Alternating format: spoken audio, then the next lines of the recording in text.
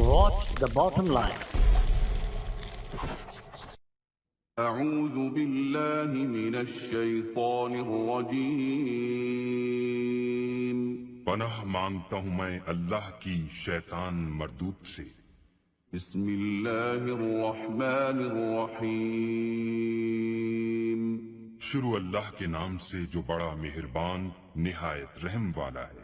گنج بخش فیض عالم مظہر نور خدا، ناقصاں پیر کامل کاملار رہنما۔ ناظرین کرام، حضرت شیخ علی حجویری رحمۃ اللہ علیہ سلطان الطریقت ہیں، گنج حقیقت ہیں، برہان الشریعت ہیں۔ آپ سادات حسنی سے ہیں۔ آپ کا سلسلہ نسب چند واسطوں سے حضرت سیدنا زید شہید رضی اللہ تعالی عنہ ابن امیر المومنین حضرت سیدنا امام حسن مجتبی رضی اللہ تعالی عنہ پر منتہا ہوتا ہے۔ آپ کے آباء و اجداد غزنی کے رہنے والے تھے۔ آپ کے دادا کا نام حضرت علی ہے۔ آپ کے والد ماجد کا نام عثمان ہے۔ آپ غزنی میں پیدا ہوئے۔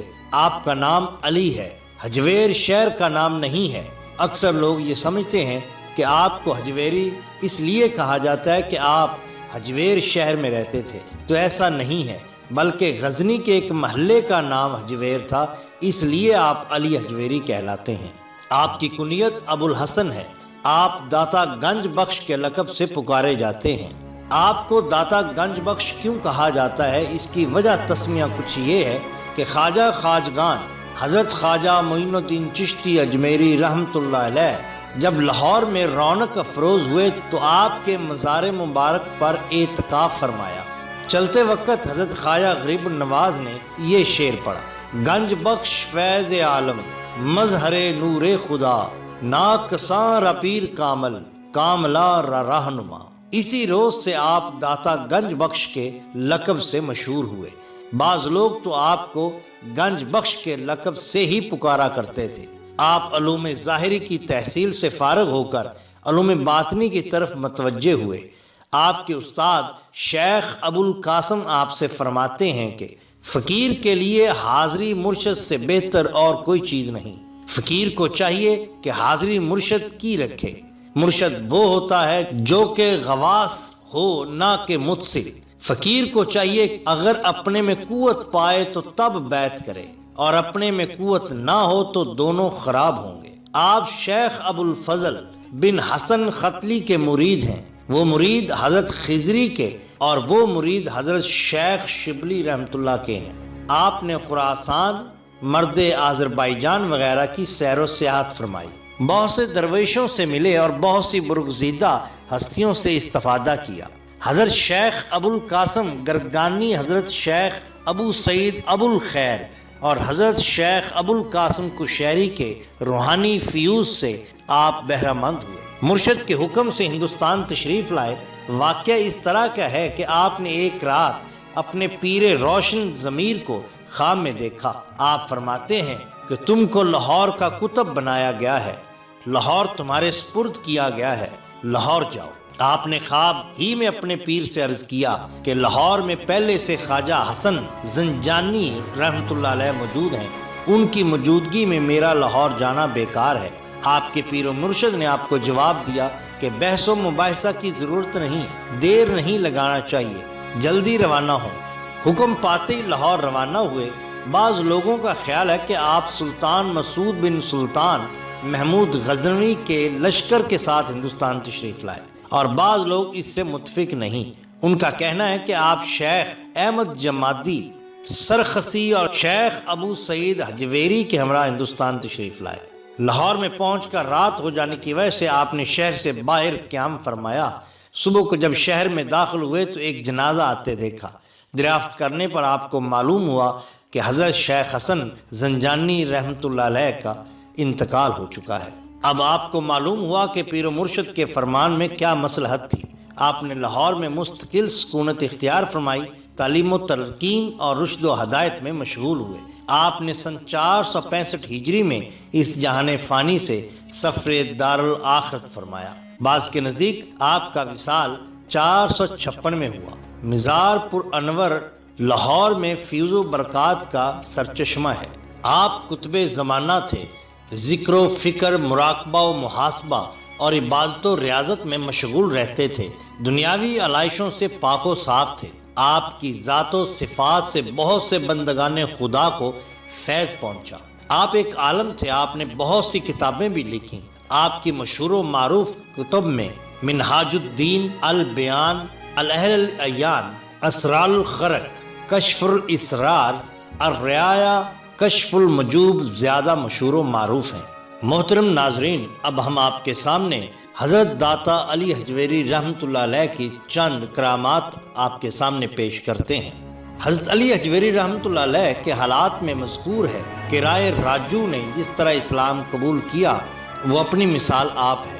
واقعہ کچھ اس طرح سے ہے کہ روز ایک بوڑھی عورت اس طرف سے گزرتی جس کے سر پر دودھ کا مٹکا رکھا ہوا تھا۔ آپ نے اس عورت کو بلا کر کہا کہ تم اس دودھ کی قیمت لے لو اور یہ دودھ ہمیں دے دو۔ اس عورت نے جواب دیا کہ یہ دودھ میں نہیں دے سکتی، چونکہ یہ دودھ ہم کو مجبوراً رائے راجو جوگی کو دینا پڑتا ہے۔ اگر نہ دیں تو اس کا یہ اثر ہوتا ہے کہ جانوروں کے تھنوں سے بجائے دودھ کے خون نکلنے لگتا ہے۔ آپ اس عورت کی بات سن کر مسکرائے اور فرمایا، اگر تم یہ دودھ ہمیں دے دو گی تو اللہ تعالیٰ کے فضل سے تمہاری گائیں بہت زیادہ دودھ دیں گی اور جانوروں پر بھی کوئی اثر نہیں ہوگا۔ چنانچہ اس عورت نے آپ کو دودھ دے دیا۔ آپ نے اس دودھ میں سے تھوڑا سا پی لیا اور باقی دودھ دریا میں پھینک دیا۔ جب بوڑھی عورت گھر واپس آئی اور شام کو جانوروں کو دوہا تو جانوروں نے اس قدر زیادہ دودھ دیا کہ سارے برتن ہی ماشاءاللہ بھر گئے اور دودھ ختم نہیں ہوا۔ یہ خبر آنن فانن قریب و جوار کے دیہات میں پھیل گئی اور لوگ دور دراز دیہات سے اپنے اپنے جانوروں کے دودھ آپ کے پاس لانے لگے۔ آپ کا یہ دستور تھا کہ آپ تھوڑا سا دودھ ان کے مٹکوں میں سے پی کر باقی دودھ دریا میں بہا دیتے، اور جب ان لوگوں نے گھر جا کر اپنے جانوروں کو دوہا تو انہوں نے بے حساب دودھ دیا۔ اس کرامت کا نتیجہ یہ ہوا کہ اب کوئی دودھ والا بھی رائے راجو جوگی کی طرف رخ نہیں کرتا تھا اور آپ کے پاس لوگ جوک در جوک آنے لگے۔ رائے راجو جوگی کو جب اس بات کا علم ہوا تو وہ بہت پریشان ہوا اور آپ کی خدمت میں آ کر کہنے لگا، دودھ تو آپ نے ہمارا بند کرا دیا ہے، اب میں آپ کا کوئی اور کمال دیکھنے آیا ہوں۔ آپ نے فرمایا کہ میں کوئی جادوگر نہیں کہ تمہیں کمال دکھا سکوں، میں تو ایک عاجز و مجبور انسان ہوں، باقی اگر تم میں کوئی کمال ہے تو دکھاؤ۔ چونکہ اس جوگی نے بڑی بڑی ریاضتیں کی تھیں اور مجاہدات بھی کیے تھے، وہ آپ کے سامنے ہوا میں اڑنے لگا۔ جب وہ ہوا میں اڑ رہا تھا تو آپ نے اپنی جوتی مبارک اس کی طرف پھینک دی، چنانچہ وہ جوتیاں اس کے سر پر پڑنے لگی۔ جب حق کے سامنے باطل کی کوئی پیش نہ کی گئی تو اس نے آپ کی خدمت میں حاضر ہو کر معافی مانگی اور اسلام قبول کیا اور آپ کے دستے حق پرست پر بیعت ہو گیا۔ اس بیعت کے بعد آپ اس کی باطنی اور روحانی اصلاح فرماتے رہے۔ قبول اسلام اور حضرت علی حجویری رحمۃ اللہ علیہ سے تربیت پانے کے بعد رائے راجو تاریخ صوفیاء میں حضرت شیخ ہندی رحمۃ اللہ علیہ کے نام سے مشہور ہوئے۔ یہ واقعہ تذکرہ اولیاء پاکستان سے لیا گیا ہے اور ہو بہو آپ کے سامنے نقل کیا گیا ہے۔ حضور داتا گنج بخش رحمۃ اللہ علیہ فرماتے ہیں کہ ایک مرتبہ میں اپنے مرشد کے ہمراہ جاتے ہوئے آذربائی جان کی آبادی میں سے گزرا۔ وہاں پر 2-3 خرقہ پوش مجھے نظر آئے جو کہ گندم کے ڈھیروں پر کھڑے تھے اور انہوں نے اپنے خرقہ کے دامنوں کو کسانوں کے آگے پھیلا رکھا تھا تاکہ وہ ان کے دامن میں اس گندم میں سے کچھ ڈالیں۔ فرماتے ہیں کہ میرے مرشد نے ان کی جانب نگاہ ڈالی اور قرآن پاک کی یہ آیت مبارکہ تلاوت فرمائی۔ مفہوم، یہ وہ لوگ ہیں جنہوں نے ہدایت کے بدلے میں گمراہی خریدی تو ان کی تجارت نے ان کو کوئی فائدہ نہ پہنچایا اور یہ ہدایت یافتہ نہیں ہے۔ فرماتے ہیں میں نے اپنے مرشد سے عرض کیا، حضور یہ کس قدر ذلت میں مبتلا ہیں کہ لوگوں کی نگاہوں میں ذلیل ہو رہے ہیں۔ شیخ نے فرمایا، ان کے پیر کو مرید جمع کرنے کی ہرس ہوئی ہے اور ان کو بھی دنیا اکٹھی کرنے کی ہرس ہو گئی ہے، اور کوئی ہرس کسی سے بہتر نہیں ہے، اور امر و حکم کے خلاف کسی کو دعوت دینا ہرس محض ہوتی ہے۔ یہ واقعہ حضور داتا گنج بخش رحمۃ اللہ علیہ کی کتاب کشف المجوب میں سے آپ کے سامنے پیش کیا گیا ہے۔ کشف الموجوب میں حضور داتا گنج بخش رحمۃ اللہ علیہ فرماتے ہیں کہ ایک مرتبہ میرے ساتھ ایسا معاملہ پیش آیا کہ اس معاملے کو حل کرنے کی میں نے بہت کوشش کی، مگر کسی طرح بھی یہ معاملہ حل نہ ہوا۔ اس سے پیشتر بھی میرے ساتھ اس طرح کا ایک معاملہ گزر چکا تھا، چنانچہ میں اس کے حل کے لیے حضرت با یزید بستامی رحمۃ اللہ علیہ کے مزار مبارک کا اس وقت تک مجاور بنا رہا جب تک کہ وہ حل نہ ہو گیا۔ آخر کار وہ حل ہو ہی گیا۔ میں نے اس مرتبہ بھی وہاں پر جانے کا ارادہ کیا اور 3 بار غسل کرتا، 30 مرتبہ وضو کرتا اور اس امید پر رہا کہ کشف ہوگا، لیکن مجھے کشف نصیب نہ ہوا۔ آخر ایک دن میں نے خراسان کے لیے رخت سفر باندھا۔ میں رات کے وقت علاقہ کے گاؤں کمس نامی میں پہنچا۔ یہاں پر ایک خانقاہ تھی۔ اس خانقاہ میں صوفیوں کی ایک جماعت موجود تھی۔ میں نے ٹاٹ سے بنا ہوا خرقہ پہن رکھا تھا اور تھکاوٹ بہت ہو چکی تھی۔ میرے پاس سوائے ایک عصا، چمڑے کے لوٹے اور ہاتھ کی ایک لکڑی کے اور کوئی سامان نہ تھا۔ ان صوفیوں نے مجھے بہت حقیر خیال کیا۔ ان کی نظروں میں میں بہت ہی حقیر دکھائی دیا۔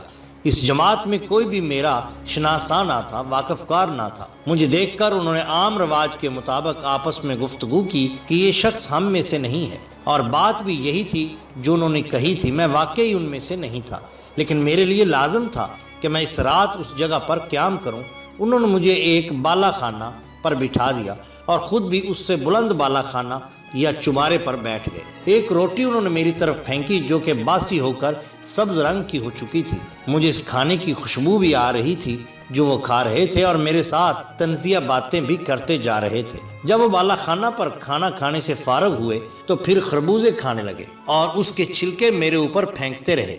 کیونکہ ان کی نظروں میں میں بہت حقیر تھا، آخر میں نے اپنے دل میں کہا، اے اللہ، اگر یہ لوگ وہ ہیں جو تیرے دوست ہیں تو ان کو جامع دوست کیوں مل گیا، یا پھر مجھے ان سے علیحدہ نہ کیا ہوتا۔ حضور داتا گنج بخش رحمۃ اللہ علیہ فرماتے ہیں کہ ان کی تان جس قدر مجھ پر زیادہ ہوتی جاتی تھی، اندر سے میرا دل بہت خوش ہو رہا تھا، حتیٰ کہ ان کی تان و طنز کے تیروں سے مجھ پر میرا معاملہ حل ہو گیا اور کشف مل گیا، اور میں نے سمجھ لیا کہ مشائخوں نے ان جاہلوں کو کس لیے اپنے اندر رکھا ہوا ہے اور ان کا بوجھ کیوں اٹھائے ہوئے۔ ناظرین کرام، لاہور میں سکونت اختیار کرنے کے بعد آپ نے ایک مسجد تعمیر کرانا شروع کی۔ مسجد کی سمت قبلہ رو نہ ہونے کی وجہ سے وہاں کے علماء نے اعتراض کیا۔ آپ نے کسی کے اعتراض کا جواب نہیں دیا۔ اس مسجد کی محراب جنوب کی طرف معلوم ہوتی تھی۔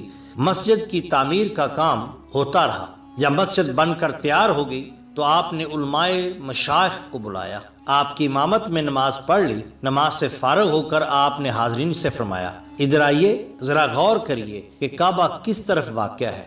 آپ نے توجہ فرمائی، حجابات اٹھ گئے، سب نے دیکھا کہ کعبہ سامنے اور مسجد کی سمت بھی صحیح معلوم ہوتی ہے۔ ماشاءاللہ۔